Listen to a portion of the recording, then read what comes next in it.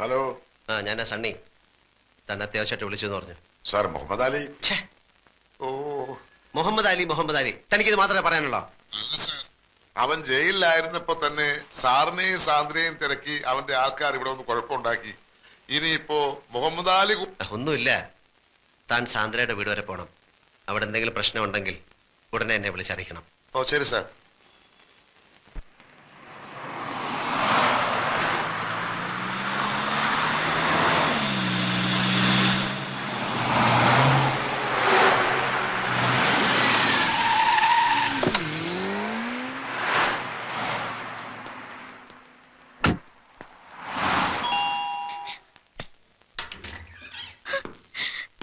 എന്താ എന്തു പറ്റി? ഇന്നലെ ഈവനിങ്ങിൽ കുറച്ച് ആൾക്കാർ ഇവിടെ വന്നു. ചേച്ചി എവിടെയും ചോദിച്ച് ബഹളം ഉണ്ടാക്കി. ആ മുഹമ്മദ് അലിയുടെ ആൾക്കാരും തോന്നുന്നു. ആ ഷോക്കിലാണ് അമ്മയ്ക്ക്.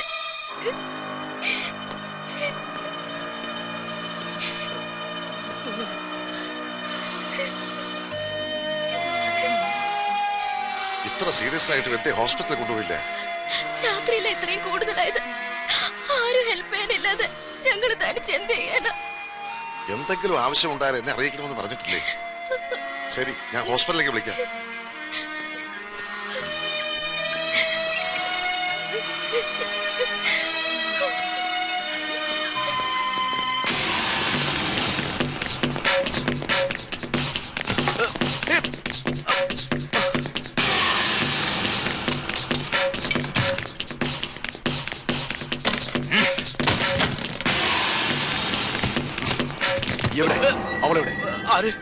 അലീന എന്നെ ജയിലിലാക്കിയിട്ട് സാന്ദ്ര എന്ന് പറഞ്ഞ് അവന്റെ കൂടെ ഒളിച്ചോടി പോയില്ലേ?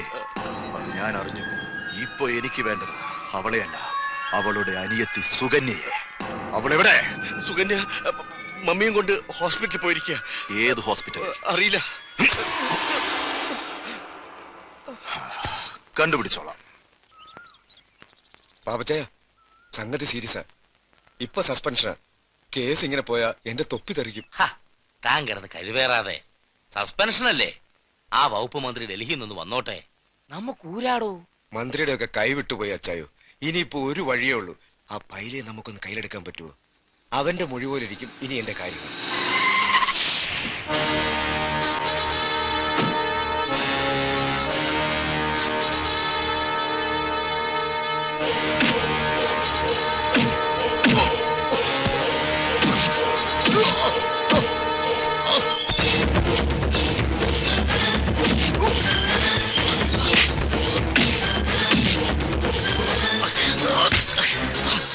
പത്മനാഭന്റെ മുദ്രയുള്ള തൊപ്പി നിന്റെ തലയെ നൂരിക്കുന്ന ദിവസം നിന്നോട് കണക്ക് തീർക്കുമെന്ന് ഞാൻ പറഞ്ഞു ഓർമ്മേണ്ടണം.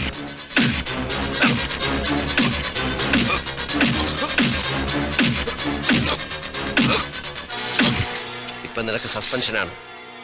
അടുത്തത് ഡിസ്മിസലാണ്. സർവീസിൽ നിന്നല്ല, ഈ ലോകത്ത് തന്നെ. ഓർത്തോ?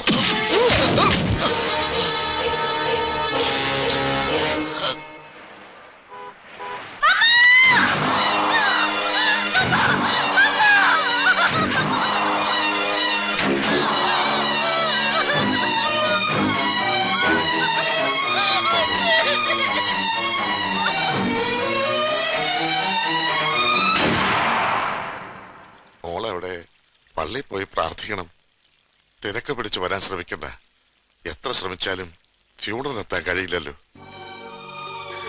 4 o'clock ഫ്യൂണറൽ ഫിക്സ് ചെയ്തിരിക്കുന്നത്. മരിക്കാൻ നേരവും മോളെ അന്വേഷിച്ചു.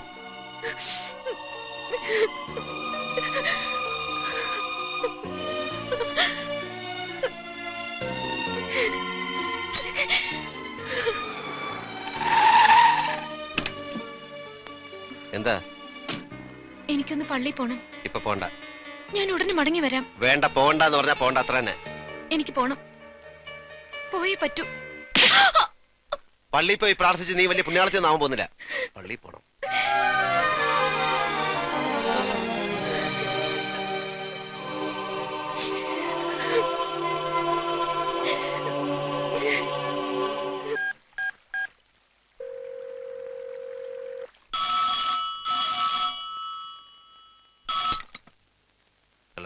സണ്ണി സാറല്ലേ? ഞാൻ അയ്യരാ. സാന്ദ്രയുടെ അമ്മ ഇന്ന് കാലത്ത് മരിച്ചു. സാന്ദ്ര പറഞ്ഞില്ലേ? ഇല്ല. ഞാൻ കുറച്ചു മുമ്പ് വിളിച്ച് പറഞ്ഞതാ. വൈകിട്ട് 4 o'clock ഫ്യൂണറൽ. വരാൻ ശ്രമിക്കേണ്ടെന്ന് ഞാൻ സാന്ദ്രയോട് പറഞ്ഞതാ. അവിടെ പള്ളിയിൽ പോയി പ്രാർത്ഥിക്കാനും ഞാൻ പറഞ്ഞു. താനവിടെ ഉണ്ടാകണം. അവർക്ക് പണത്തിന് എന്തെങ്കിലും ആവശ്യം ഉണ്ടെങ്കിൽ കൊടുത്തേക്കണം. മുഹമ്മദ് അലി വന്ന് പ്രശ്നം ഉണ്ടാക്കിയപ്പോഴാ മമ്മയ്ക്ക് അസുഖം കൂടിയത്. സാന്ദ്രയെ കിട്ടിയില്ലെങ്കിൽ അവിടെ അനിയത്തെ കൊണ്ടുപോകുന്ന അവർ പറയുന്നത്. താൻ ഇപ്പൊ തന്നെ പോകണം. സുകന്യെ സേഫായ ഒരു സ്ഥലത്തേക്ക് മാറ്റ്. ഓ,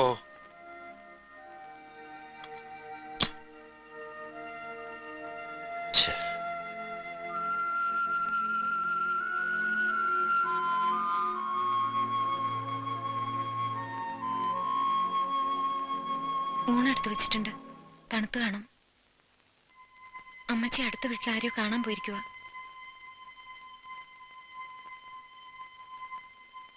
അയ്യര് വിളിച്ചിരുന്നു.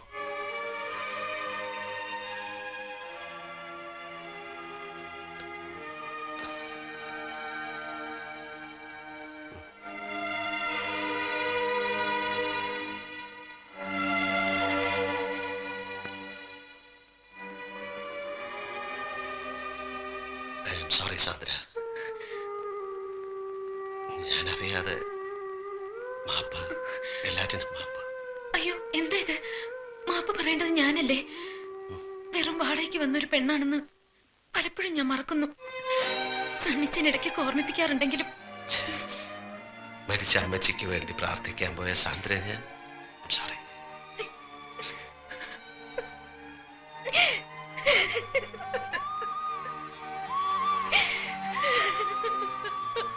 Sandra, Sandra, I am sorry. ഞാൻ പോയിക്കോട്ടെ സർ. മരിക്കും മുമ്പ് എന്റെ മമ്മയൊന്ന് കാണാൻ എനിക്ക് കഴിഞ്ഞില്ല. എന്റെ അനിയത്തി, പപ്പ, അവരൊക്കെ എനിക്കൊന്ന് കാണണം. സാറിന് വേണ്ടാത്ത എന്റെ കുഞ്ഞിനെ ഞാനും വേണ്ടെന്ന് വെച്ചോളാം. എന്നെ പോകാൻ അനുവദിച്ചാ മതി. സാന്ദ്ര, നീ എങ്ങും പോവില്ല. നിന്റെ വയറ്റി വളരുന്ന കുഞ്ഞ് പാലോ മറ്റത്തെ സണ്ണിച്ചന്റെ കുഞ്ഞായിട്ട് വളരും. മരിച്ചുപോയ അമ്മച്ചിക്ക് വേണ്ടി നമുക്ക് ഒരുമിച്ച് പ്രാർത്ഥിക്കാൻ പോവാം.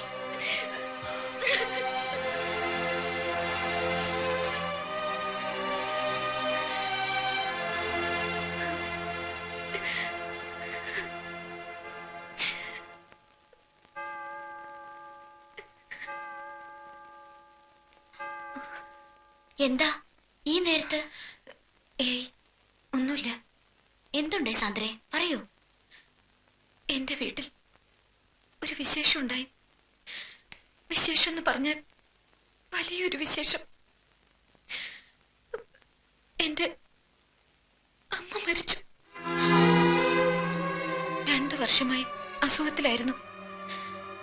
മിണ്ടാനും പറയാനും വയ്യാതെ കിടക്കയിൽ തന്നെ. പോകുന്നില്ലേ? ഇല്ല. സണ്ണിച്ചൻ വിടാഞ്ഞിട്ടോ?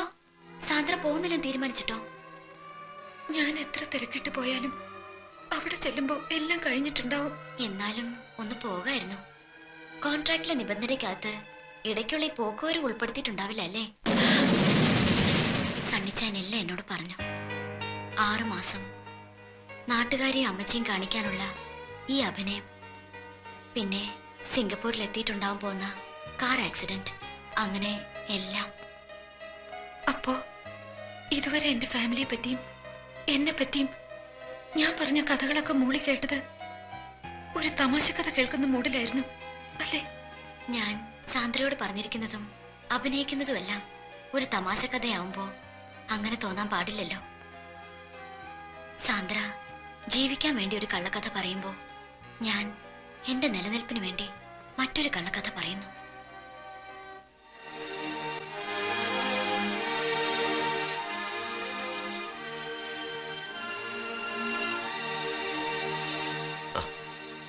നാൻസി എന്താ ഈ സമയത്ത്? കെയർ ഗ്രൂപ്പിന്റെ റിഹേഴ്സൽ വല്ലതും ഉണ്ടായിരുന്നു? മരിച്ച അമ്മച്ചിയെ കാണാനുള്ള മോഹം സാന്ദ്രയ്ക്ക് സാധിച്ചു കൊടുക്കാമായിരുന്നു. സാന്ദ്രയോട് ഞാൻ പൊയ്ക്കോളാൻ പറഞ്ഞതാ. അവളുടെ പപ്പ വിളിച്ച് പറഞ്ഞു വരണ്ടാന്ന്.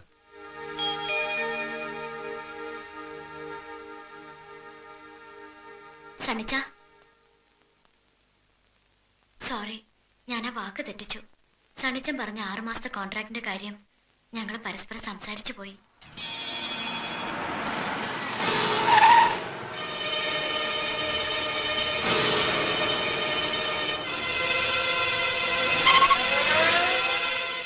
വീട്ടിലാരും ഇല്ലേ? ഇല്ല. പോളച്ചനെന്ന് വരും? അറിയില്ല. പക്ഷേ സണ്ണിച്ച, പോളച്ചൻ ഇതൊക്കെ അറിഞ്ഞു കഴിഞ്ഞാ എന്താ ഉണ്ടാവും പോണെന്ന് ഓർത്തിട്ട് എനിക്ക്.